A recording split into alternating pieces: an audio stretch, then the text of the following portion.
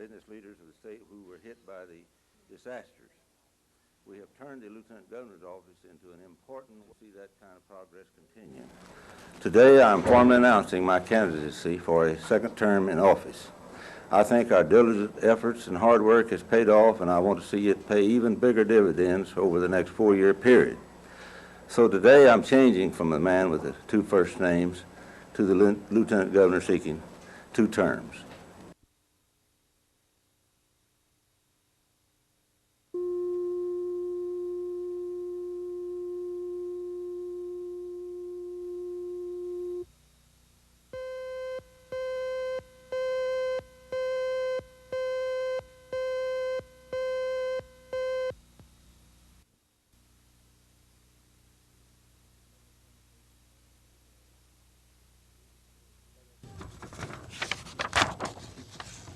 State of Oklahoma versus Michael Newberry. We, the jury, duly impaneled and sworn to try the issues in the above entitled cause, do upon our oaths find the defendant Michael Newberry guilty of the offense of murder in the first degree.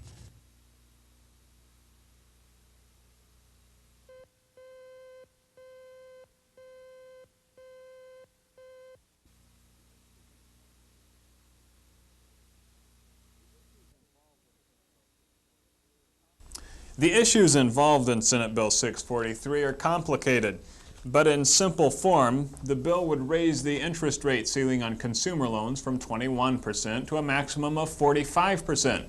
The bill's author says raising the ceiling is necessary to keep consumer loaners in business, but there are a lot of people who find deregulation frightening.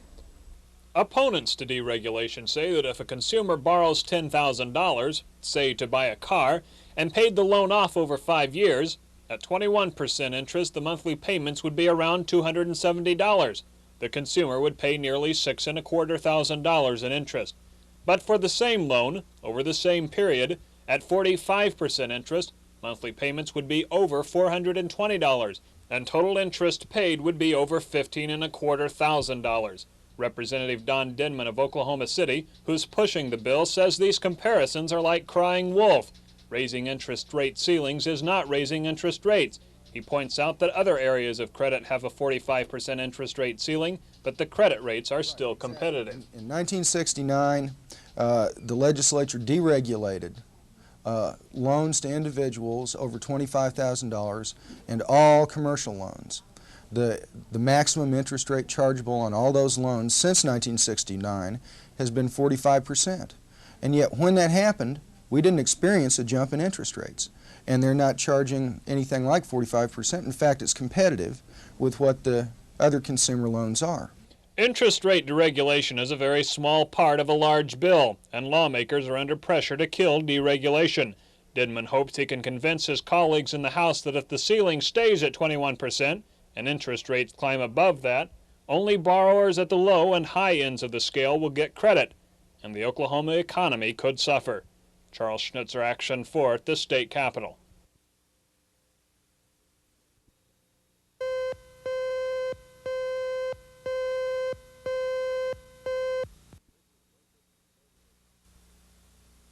Convicted rapist and murderer Malcom Johnson covered his face in district court this morning as District Judge William Myers entered the courtroom to formally sentence the 24-year-old. Last week, a jury recommended Johnson be put to death for raping and suffocating 76-year-old Ura Thompson in October. Public Defender Bob Ravitz asked for a new trial. He also asked for the death penalty to be set aside.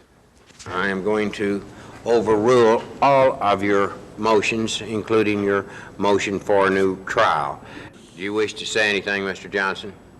I was railroaded, and that the sentence that was supposed to have been given to me was injustice. It is the further order of this court that on the 7th day of June, 1982, that you be put to death by continuous intravenous administration of an ultra short-acting barbiturate in combination with a chemical paralytic agent. Ravitz immediately appealed the death sentence. However, District Attorney Bob Macy feels Johnson deserves to die. There are very few cases that are really heinous enough to, in my opinion, qualify for the death penalty. This was one of those cases. In a death case, it's necessary that you be doubly careful not to make any mistakes, any errors, so that it will be upheld on appeal. It's very ominous, as I told the jury, especially ominous for a lawyer who does not have funds to hire experts in the area of psychology and psychiatry and chemistry. I think that if we had had an expert psychiatrist, things might have gone a little different, at least as far as the punishment stage was concerned. The governor will now be notified of the death sentence and the appeals process put into action. Larry Otis, Action 4, County Courthouse.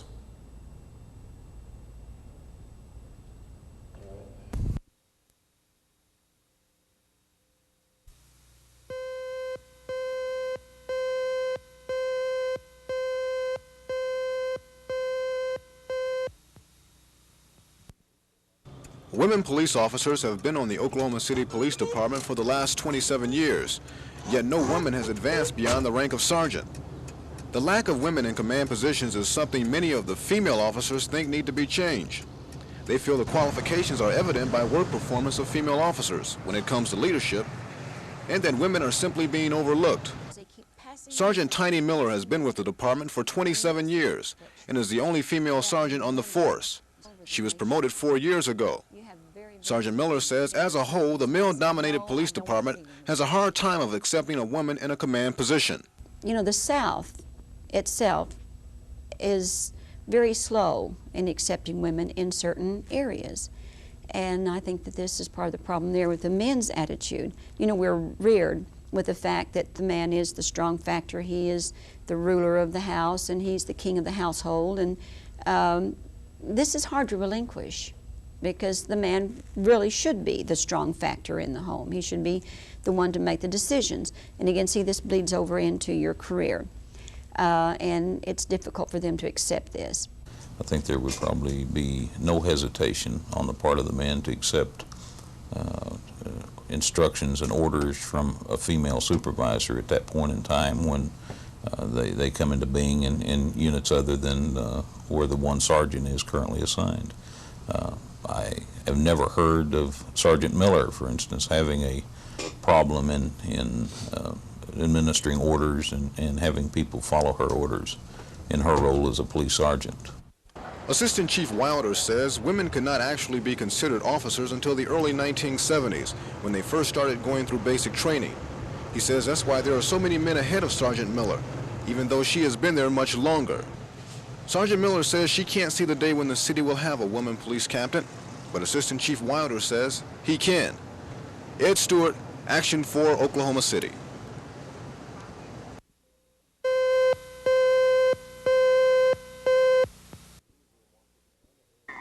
KPLT KPXU newsroom once again, and we do have an official count on the fatalities here in the city from today's tornado destruction. There are 8 bodies thus far accounted for. Radio was the only means of communicating the tragedy for much of Paris. Residents listened for details on a local station, while emergency crews relayed messages concerning the welfare of missing residents. While the call's being made to the Denver station, do you have any traffic coming into this area? Some 200 policemen and National Guardsmen also used radios in case of trouble during their watch. But there wasn't any trouble because of a curfew forbidding residents into the area. Only work crews were in the streets, removing fallen trees from the power lines. Damage like this left the majority of the town without electricity, telephone, and gas service. The Salvation Army opened its home to those without a place to stay, but only 15 people took them up on their offer. The luckier citizens of Paris had already welcomed in the homeless.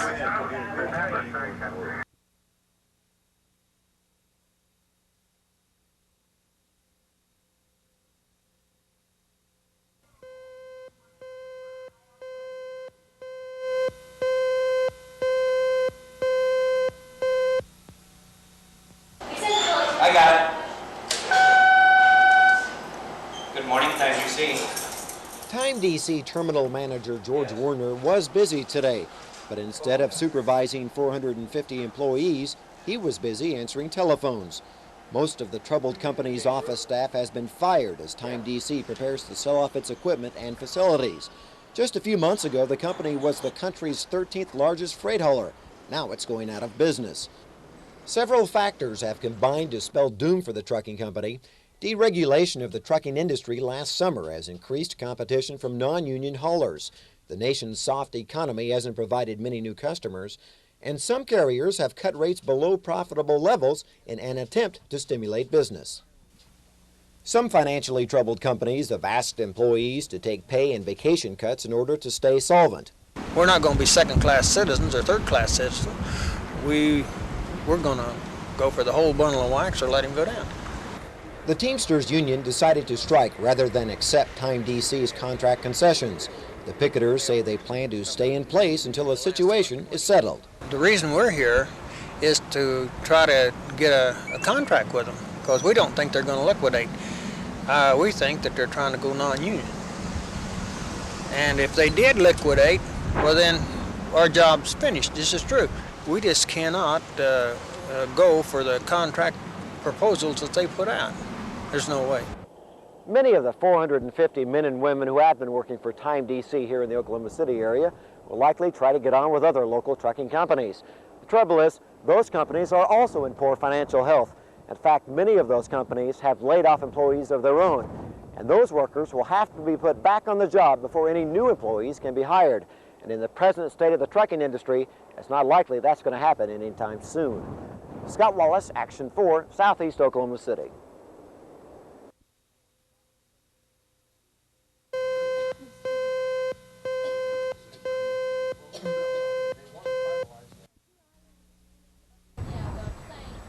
Ski Island is a community of a few thousand in far northwest Oklahoma City.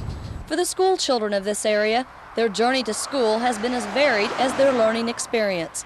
4 times in the last 10 years, the students and parents alike have said goodbye to classmates, teachers, and a familiar school setting and moved to another grade school. But this time, the parents are fighting the proposed school change. At the Putnam City School Board meeting, the parents presented their concerns and grief of another new school. Ski Island is 22 years old. Our next door neighbor lived in their house since 1960. You're asking us to move to the 5th school since 1972, only 10 years. This kind of discrimination against the Ski Island family life is just simply intolerable to us. This time,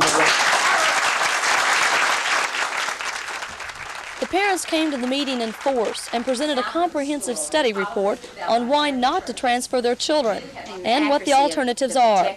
The school board members responded with appreciative words, but made no decision on the issue.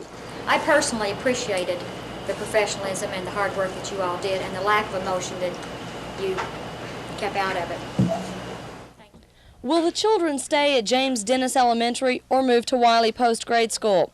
The answer is expected next week, a decision that won't come a minute too soon for these parents and their children. Debbie Mash, Action 4 at the Putnam City Administration Building.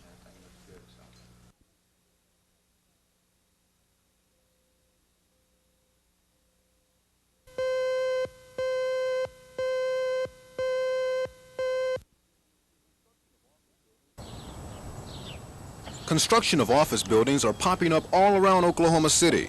And as that happens, the buildings eventually get closer and closer to residential areas. People in Wildwood feel streets like Braniff Drive could become a low-level highway if office buildings are allowed to go up in their neighborhood. An office building complex called Woodridge Addition is being proposed nearby. But the developer says there will be at least a 50-feet buffer zone between the complex and homes. Still, the 65 acres of proposed office space is too close for Wildwood residents, and they charge the project would end up in their backyards. The Oklahoma City Council listened to the pros and cons of the issue. Residents say the city should have a lid on commercial buildings in residential areas. It seems as though property is selling in the area at a mass rate to anybody that comes along and wants to purchase it. And our concern, I hope your concern from the city standpoint, is that we would take a look of have some kind of study or some limit as to how much is going to go in that area, especially commercial. And that's our concern. There's not been any type of provision. And we was hoping that if you want to look at it, your plan of 1976 to year 2000, our area was reserved. It's the classic battle of the neighborhood versus progress once again. The city council decided not to take any action on the matter. They'll take action next week after both sides have had a chance to talk with each other and hopefully work out an agreement that everyone can live with. It's doubtful that will happen.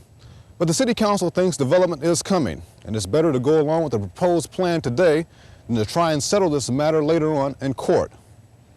Ed Stewart, Action 4 in Northeast Oklahoma City.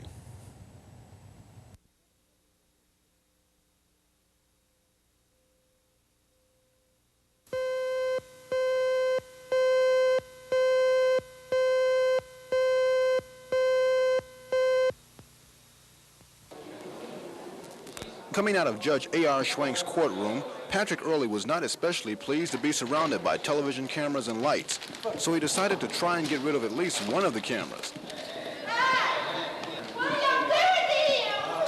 But before Early could reach the camera or photographer, he was stopped by a deputy. While all that commotion was going on outside, what we didn't see was Judge Schwank leaving the bench, going inside his office, and then going outside in the hallway with his .22 pistol. The judge was going to see if he could help subdue the prisoner. The judge's actions have raised questions about if they can or even should be carrying guns in court. Judge Schwank says yes, he did take his .22 caliber Derringer out in the hall, but he never did take the gun out of his pocket. And he says it's not uncommon for judges to have a handgun nearby. Different judges have weapons in their possession in their office in the drawer like I do here, or in their drawer, their bench out in the courtroom, which I do. It is an uneasy feeling, of course, when I leave the courthouse here. I don't know whether somebody down there waiting by my car, in my car, or whether they've done something that might cause me to be sorry that I wasn't able to protect myself. Judge Schwank says he deals with people he considers to be some dangerous suspects. In fact, yesterday he was threatened while sitting on the bench. The judge says as long as there's a possibility an unhappy defendant may want to get him back for one of his rulings, that's how long he'll be a gun-toting judge. Ed Stewart, Action 4, Oklahoma District Court.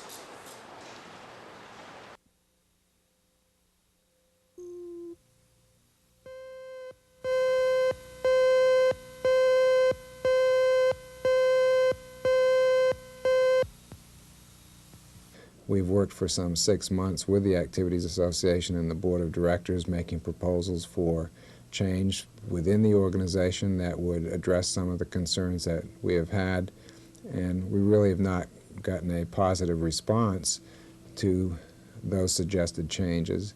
And having gone through the proper channels and the procedures and made every effort to communicate, it really leaves us with no other alternative but to consider a separate association. And the action yesterday creates the committee to move forward to develop a specific plan for a new association for the 64 largest schools in the state.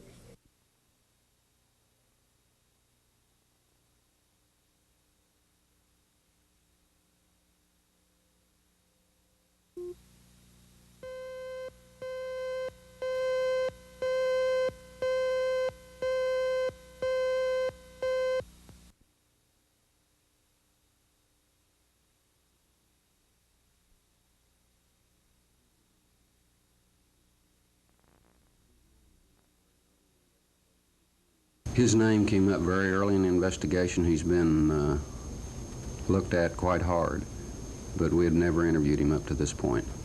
He apparently has an alibi, and we'll have to check that out, but right now we feel that more or less that he is not a suspect in the Wheeler homicide at this point. Is that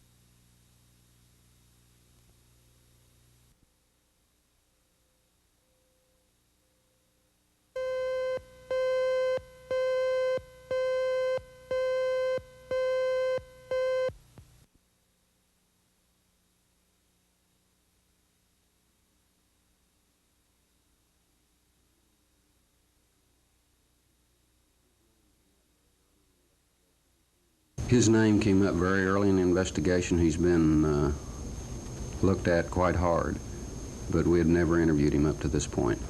He apparently has an alibi, and we'll have to check that out, but right now we feel that more or less that he is not a suspect in the Wheeler homicide at this point.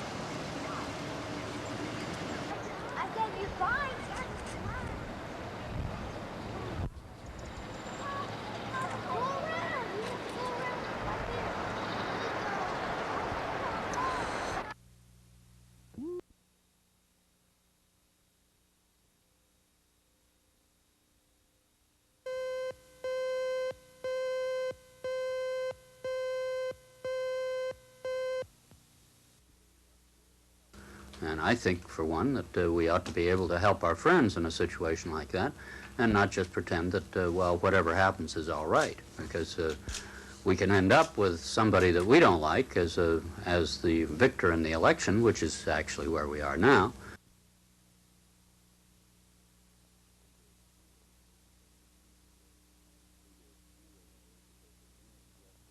They're viewing this as an East-West conflict when it's primarily an authentic revolution born out of the injustice and hunger and misery of the people.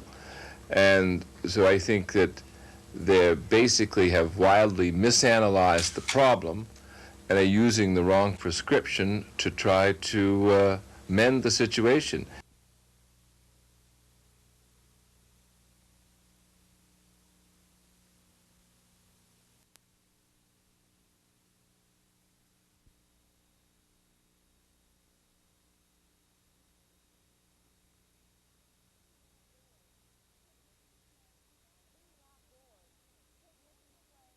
Being outdoors, picnicking, playing, it's all a part of springtime. But also a part of this season is a not-so-welcome visitor, ticks. Ticks that sometimes transmit Rocky Mountain spotted fever. A tick's bite transmits the disease. Not all ticks carry the fever. The two culprits in this area are the Lone Star and American dog tick.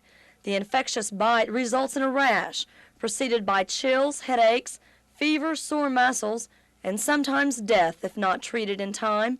In Oklahoma, almost 100 people suffered Rocky Mountain spotted fever last year. 8 of those were fatal. The fever has already claimed a life this year. The fever is dangerous, but needn't be deadly. There is a very effective antibiotic treatment that can result in almost a complete cure for a substantial number of patients if the treatment's given early enough. Ticks are primarily picked up in the great outdoors. Enjoy the sunshine, but for precaution, check for ticks every 2 hours or so. If one finds his way to you, apply a drop of alcohol or use a heat source. Precaution in the case of Rocky Mountain spotted fever can mean prevention. Debbie Mash, Action 4.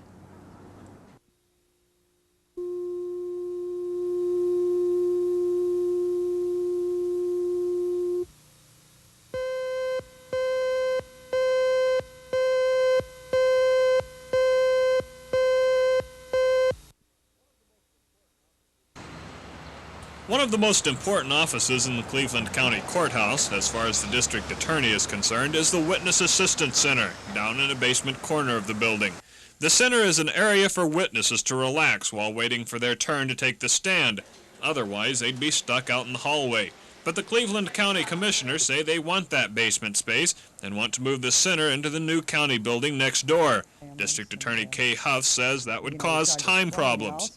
If we wanted to have it over here and then get our witnesses to court in a timely fashion, what we'd have to do is have one person watching and anticipating when the next witness was going to be needed.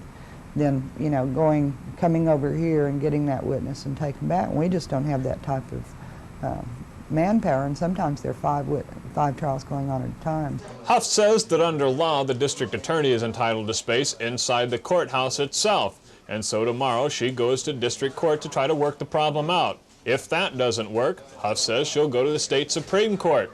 After all, over 10,000 people use the Witness Assistance Center every year, and she'd hate to see them displaced. Charles Schnitzer, Action 4.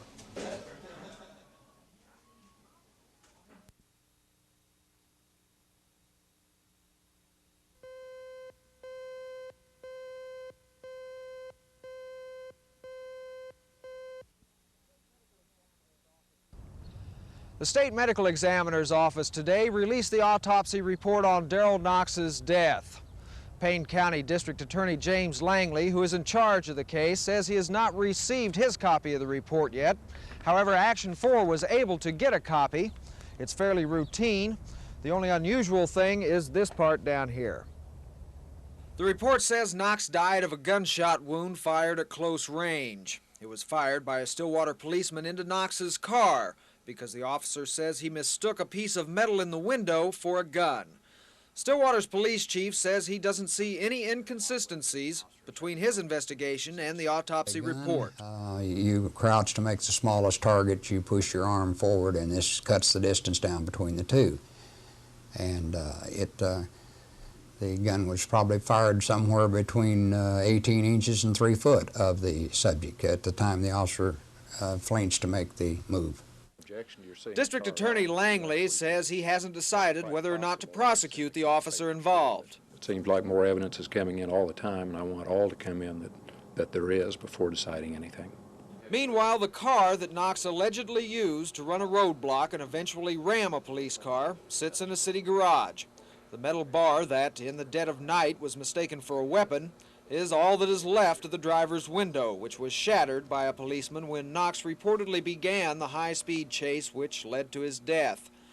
Knox's family has hired their own attorney to investigate the chain of events surrounding this car, so the Daryl Knox case may not end with the district attorney's decision.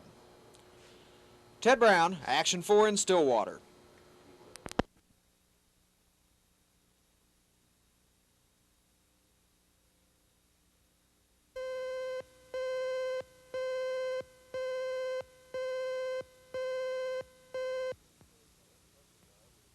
A viewer writes in and says, my ex-husband and I were divorced a few years ago. Since the divorce, we have both moved to different areas of the state. I would now like to make a few changes in the decree of divorce, but I am told that in order to do so, I must go back to the court where the divorce was granted. That court is miles from here. Is there another way to solve my problem? The court which granted the original decree of divorce is the only proper one to determine any modification of that court order. The right to transfer to another more convenient court in Oklahoma to modify that decree of divorce is not recognized by this state. In some other states, people have been successful in obtaining transfers to more convenient courts, but there is no authority or example of this in Oklahoma. For Action 4, this is Ray Vaughn with Legal Briefs.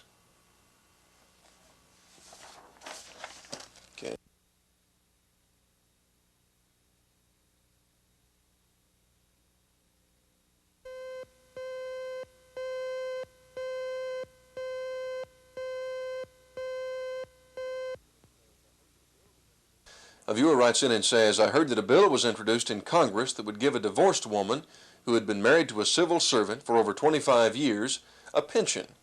Can you tell me if this bill passed, and do you know of its specific benefits?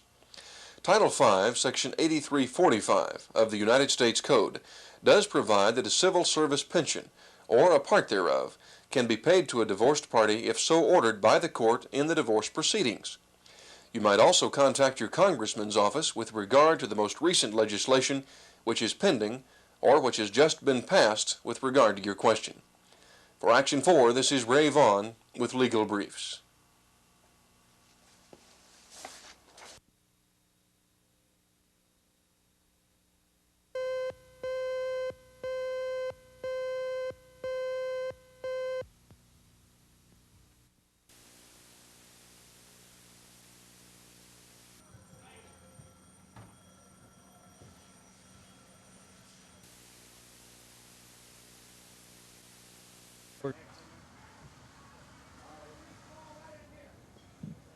We're going to probably give it in the neighborhood of about $10,000 damage. Yes, there was people in the house at the time the fire started. It was a cooking fire started from the stove.